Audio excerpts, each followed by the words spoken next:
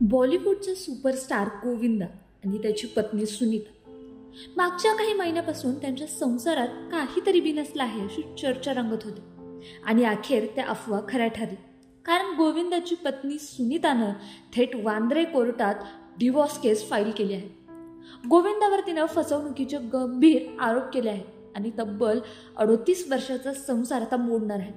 पण इतक्या वर्षापासून त्यांच्याकडे आदर्श जोडपं म्हणून बघितलं जात होतं. त्याची सुरुवात नेमकी कशी झाली ते तुम्हाला माहिती आहे का?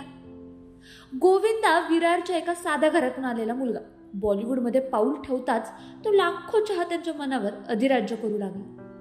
पण गोविंदाचं मन मात्र थांबलं होतं एका मुलीवर आणि ती होती तिच्या मामाची मेहुणी सुनीता. गोविंदा सुरुवातीच्या काळात आपल्या मामाकडे राहत होता. मामीची बहीण म्हणजे सुनीता तिथं नेहमी यायची आणि सुरुवात झाली ती भांडणांनी.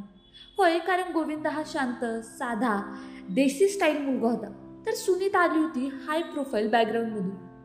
दोघांचे विचार वेगळे, स्वभाव वेगळा, पण एक गोष्ट समान होती, ती म्हणजे डान्सची आवड. मामा आनंद यांनी भांडण मिटवण्यासाठी दोघांना डान्स कॉम्पिटिशन करायला लावली आणि डान्सच्या तालावर सुरू झालेली ही केमिस्ट्री हळूहळू प्रेमात बदलली. दोघांनी गुपचूप लग्न केलं कारण त्यावेळी गोविंदाचं करिअर शिखरावर होतं आणि लग्नाची बातमी त्याच्या स्टारडमला धक्का देईल अशी भीती त्याला होती. त्यामुळे अनेक वर्ष त्यांनी लग्न लपून ठेवलं. गोविंदा त्यावेळी फक्त 25 वर्षाचा होता तर सुनीता होती 18 वर्षाची. लग्नानंतरच्या वर्षी अर्थात 1988 मध्ये त्यांच्या आयुष्यात आली कन्या नर्मदा.